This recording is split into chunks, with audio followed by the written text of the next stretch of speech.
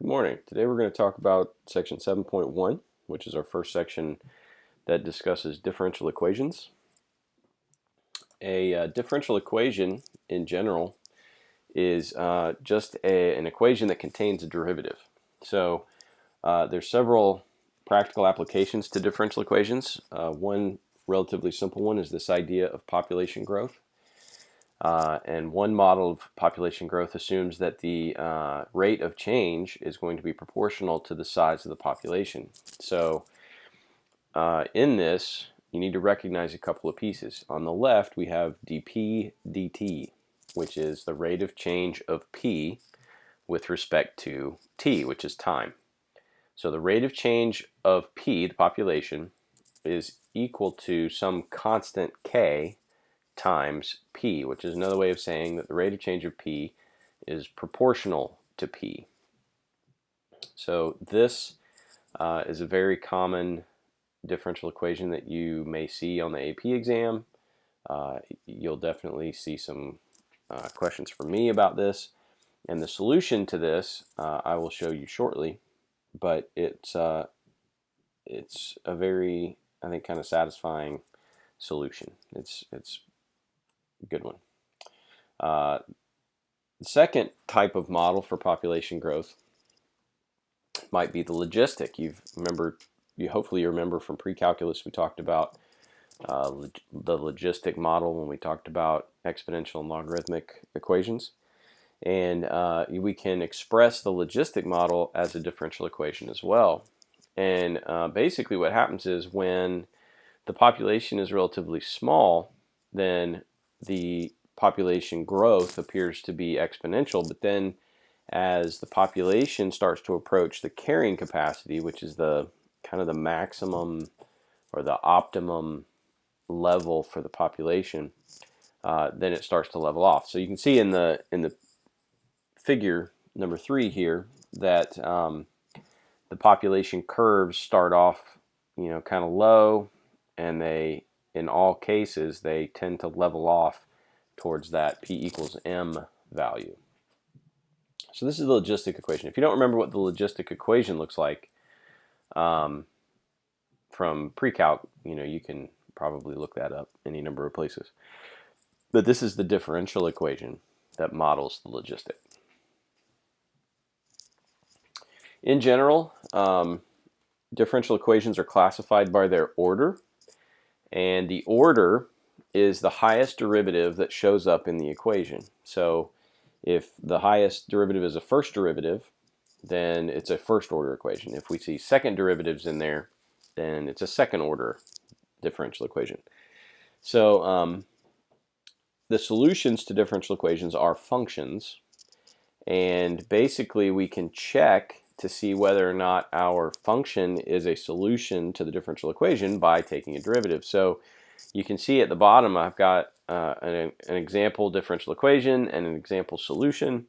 And if you start from the solution and take the derivative, right? If you start with y equals x to the 4th over 4 plus c and take the derivative, we get y prime equals x cubed plus 0, right? The derivative of the constant would be 0.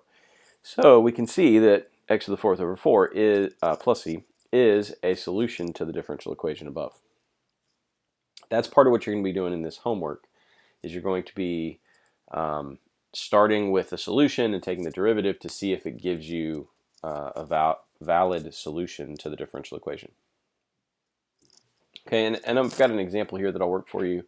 We'll switch over to the document camera to verify that y equals 1 plus c e to the t over 1 minus c e to the t is in fact a solution to the differential equation y prime equals 1/2 y squared minus 1.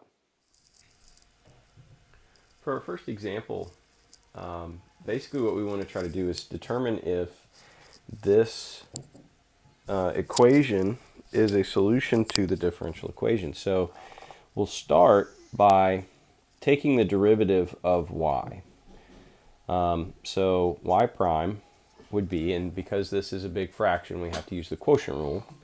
So bottom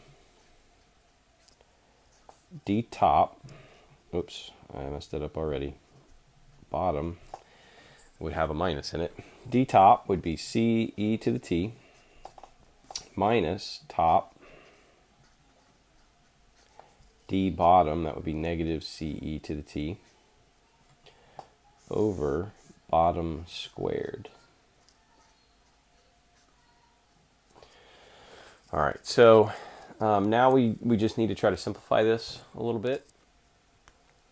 I'm going to distribute c e to the t to these two parts and negative c e to the t to these two parts.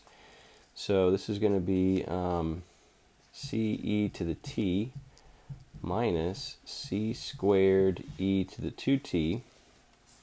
Then we'll distribute here. We'll get plus c e to the t minus, actually no, that'll be a plus as well, won't it? Plus, because that's negative, yeah. C squared e to the 2t. So the bottom is still, whoop, I missed the squared there. The bottom is still 1 minus c e to the t squared. So now notice that this piece and this piece add up to 0. So we have 2 c e to the t over 1 minus c e to the t squared.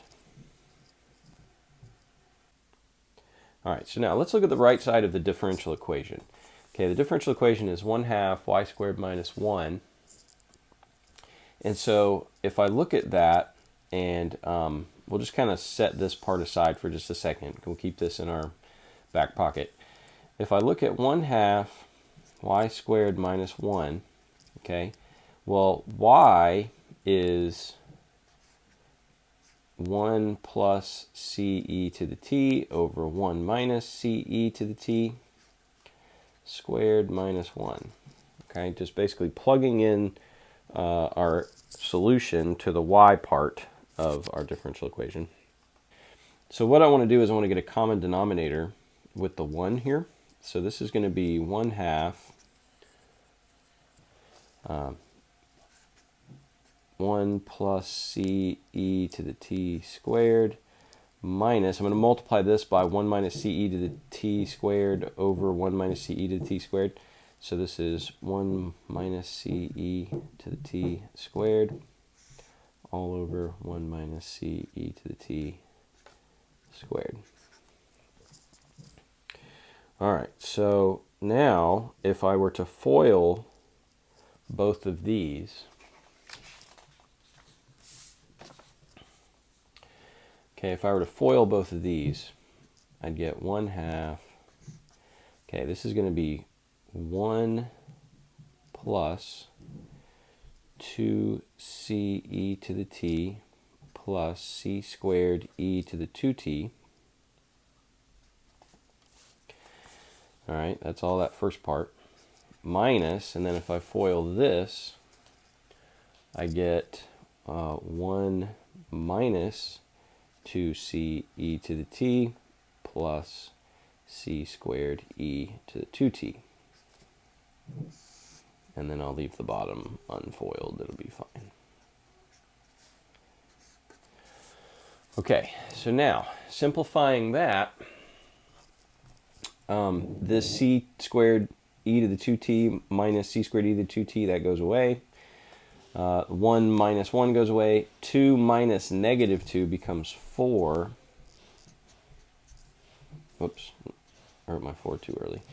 1/2 4 c e to the t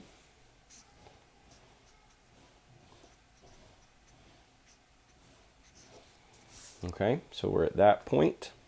And then of course I can simplify the 1/2 and the 4. So this would be 2c e to the t over 1 minus c e to the t squared. So notice that from our answer before, okay, notice that this y prime statement here and this statement as to what y prime is supposed to be, notice that they're exactly the same. Hopefully that's all fitting onto one frame of the video here. Because we were able to take the derivative of y and get an expression for y prime, and then manipulate what y prime was supposed to be according to the differential equation and get it to look exactly the same, then we know that this is in fact a solution to the differential equation. For your homework in this section, a lot of that is going to be similar to the example I just worked. Other questions in this homework are just kind of asking you conceptual questions having to do with the type of solution and the family of solutions and what that solution set looks like. There's a logistic example in number 9 for you to work out, and then number 13 has to do with the graphs of some of these differential equations, and it's just a matching question. So hopefully you guys will not have too much trouble with this. Please feel free to email me if you've got questions, and then we'll do a Google Meet to discuss any questions that you might have. All right, thank you very much.